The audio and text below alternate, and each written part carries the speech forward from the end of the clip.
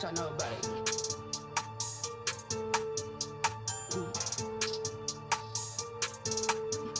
But look, I ain't mad at you. I ain't mad at you. I ain't mad at you. Nah, nah, nah. I ain't mad at you. I ain't mad at you. I ain't mad at you. Yeah, yeah.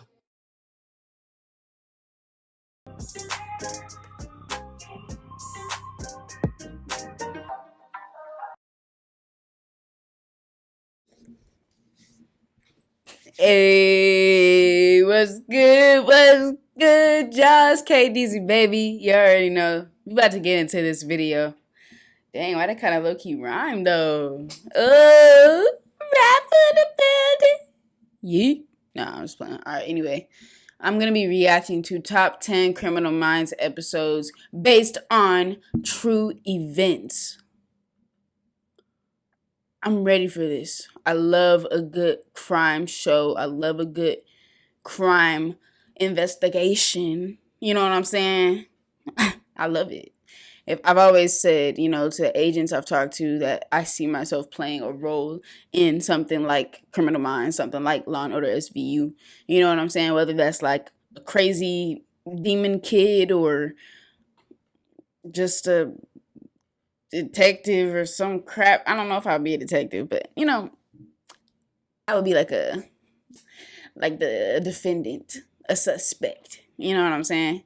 Anyways, I'm gonna like this video. Make sure you guys like this video for more Criminal Minds reactions. Comment down below what other, you know, suggestions you have. Obviously, I haven't said this in a while because my comment section's been turned off. YouTube. Yeah, it's because of YouTube, not me. But yes, I'm intrigued to get into this video here. So we're going to get into it, shall we? Miss Canardo? Yes? Can we come in? Freeze! Watch Mojo. FBI! We're counting down our picks for the top 10 Criminal Minds episodes based on true events. I got nothing to hide. You wish to make your peace with God, Jacob. I've made my peace 18 times. I remember Waco, we all do. For this list, we're looking at various episodes of Criminal Minds that were influenced by or directly adapted from real true crime cases. Ooh, I'm Which ready. of these cases fascinates you the most? We got to Let us know in see. the comments below. Number 10, Natural Born Killer. You killed all these people. Hundreds of them, and only one woman. This first season episode concerns a professional hitman by the name of Vincent Parada, who is often hired by mob bosses. After kidnapping his victims, Parada would inflict pain and suffering on them, and then dispose of their various body parts. This fictional hitman is inspired by Richard Kuklinski, who is perhaps better known as the Iceman. The Iceman? I haven't heard of this man. People that mean everything to me. Like Parada, the Iceman allegedly worked as a hitman for the mob. Hitman. Was tormented as a child and had a personal vendetta against his father. He's learned to take the pain, and it's why he has no compassion for anyone else's. You gotta trust us. Unfortunately, the crimes of Kuklinski are hard to corroborate, as he is known to exaggerate. He was officially convicted of 5 murders, including the death of a police officer with connections to the mafia. Is that all you've got left? Oh, sheesh. So I've got left. Be some inside Very cops. easy.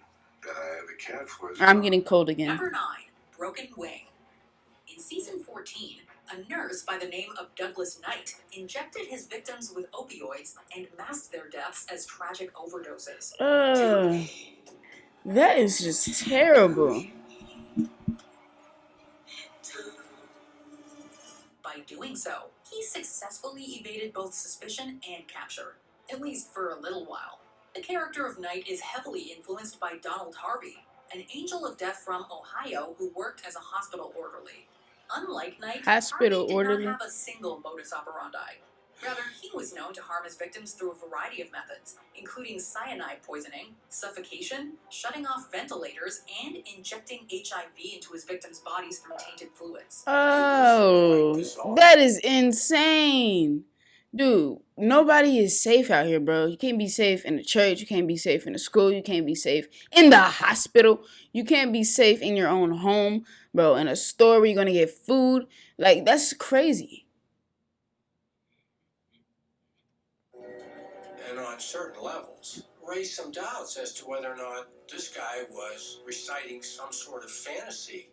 While Harvey was officially convicted of 37 deaths, the true number could be as high as 57. Number 8, Cradle to Grave. It's a boy.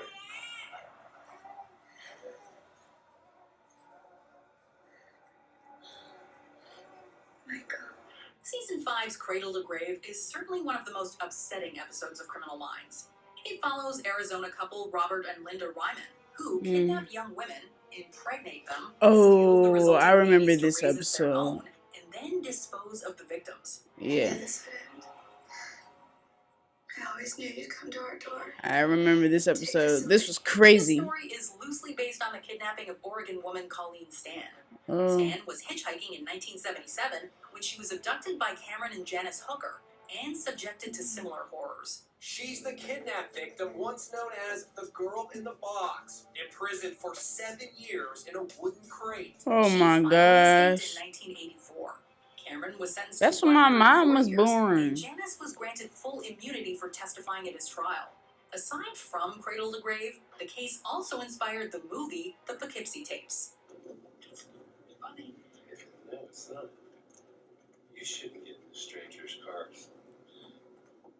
Number 7, The Perfect Storm. I need to know. These are crazy. And it's crazy to think that we're really going from, you know, the list from 10 to 1. So it's just gradually getting crazier. The couple have been front page news ever since. Ian Brady wanted to commit the perfect murder, to keep possession of his victims. Dark secrets in shallow graves on the moors above Manchester.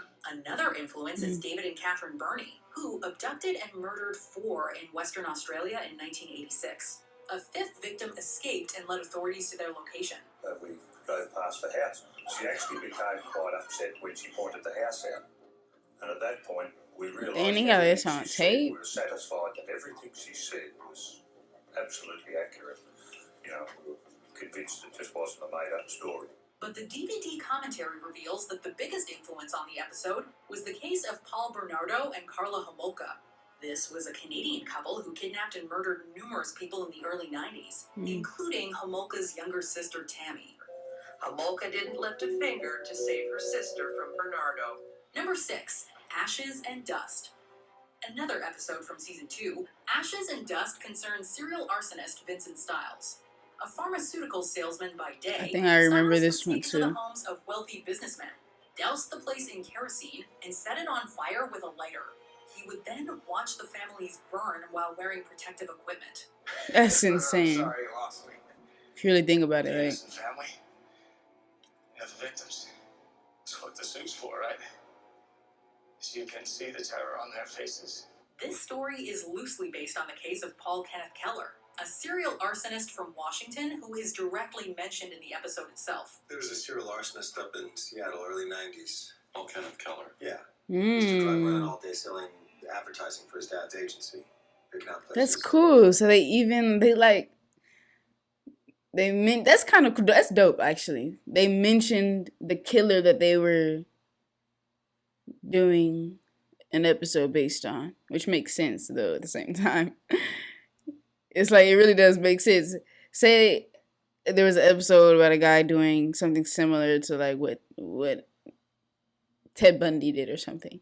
They're gonna reference it, most likely. It would just make sense. Like, it's given the same patterns of Ted Bundy from 1970. You know what I'm saying? Like, They set over 100 fires and caused $30 million in damage between 1992 and 93. In the dang. fall of 92, Keller set fire to a Seattle retirement home, resulting in multiple senior deaths. He is currently serving Damn. 107 years in prison. It's Good. very hard to rationally explain why I did that, because there's no rational reason. I was not angry at Trinity. I was not, but I was very empty. And perhaps I thought that others needed to be as empty as I was. Number 5. I mean, The 13th Step. what? Right? It's conforming. It's not conforming. Saying you own me.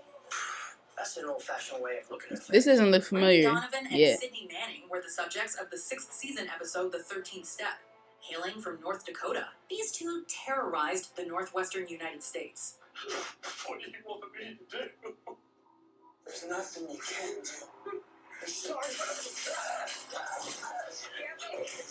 The couple committed multiple mass shootings, causing numerous deaths at gas stations and an Alcoholics Anonymous meeting. While the duo shares some similarities with Charles That Starkweather girl and said, Carol Ann Fugate, they were mostly influenced by the legendary crime spree of Bonnie and Clyde. oh, like Bonnie and Clyde. Dun, dun, dun, dun. Bonnie Parker and Clyde Barrow united. They too targeted rural gas stations and claimed upwards of 13 lives, including 9 police officers. Like Ray and Wow. Sydney, their spree also ended in a hail of gunfire. Number 4, riding the lightning. To ride the lightning means to be executed by the electric chair. In this case, it directly references the fates of Jacob Dawes and Sarah Jean Mason. Sarah Jean! I told you we'd be together forever! Dawes kidnapped females and tormented them in his personal workshop before burying the remains on the property. Are there more bodies?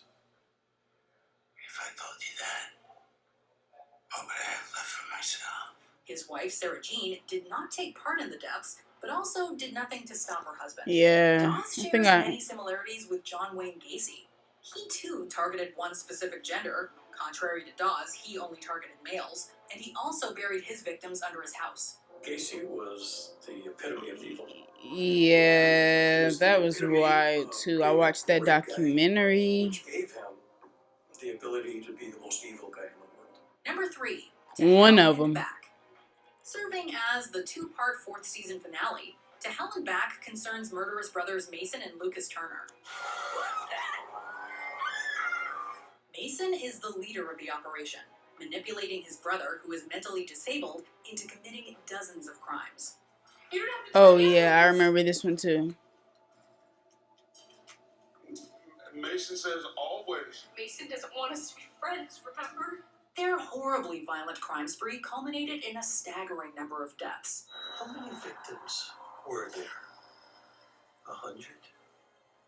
More? Oh my gosh. Do you even know for sure? They shared a lot in common with Robert Pickton. Both committed their crimes in Canada, both were pig farmers, and both used their barn animals to dispose of their victims' remains. That's just. I think you acted alone most of the time, but I don't think you acted alone all of the time. They also targeted lonely people like sex workers and drug addicts to prevent high-profile attention. Number 2, Minimal Loss. That's The it. 4th season episode Minimal Oh, Loss is he's a in little this? different. Rather than focusing on 1 or 2 specific criminal minds, it concerns an entire cult and its eccentric leader. Acknowledge him in all things, and he will guide your way. Drink to acknowledge him, and I will guide our way. R.M.P. R.I.P. The cult is the Sepetarian sect, whose compound is located in rural Colorado. Its leader is Predator Benjamin Cyrus. God will forgive me for what I must do. Cyrus is mostly based on famous cult leader Jim Jones, who oversaw the People's Temple. Like Cyrus, Jones made his followers drink poison. And while Cyrus's poison scheme was a bluff, Jones's wasn't.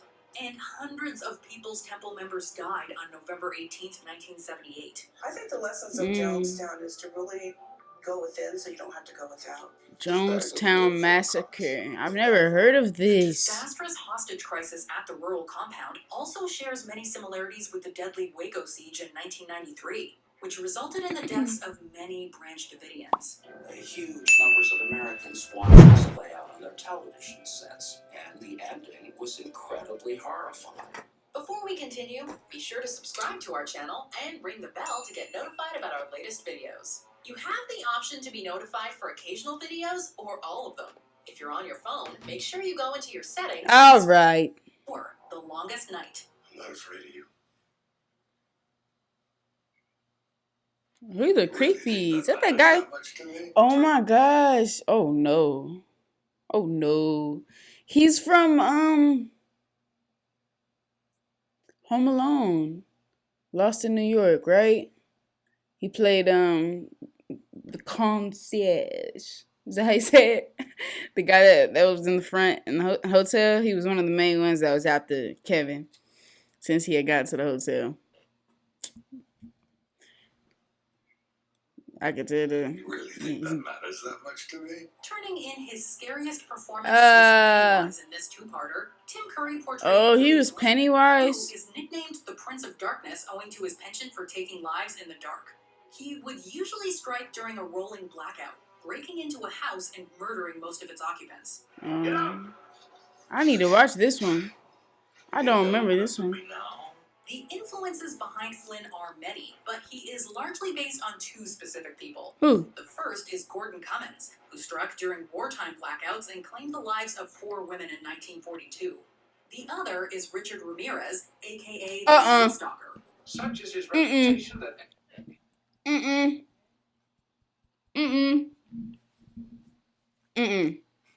The Night Stalker is one of the creepiest serial killers I have seen.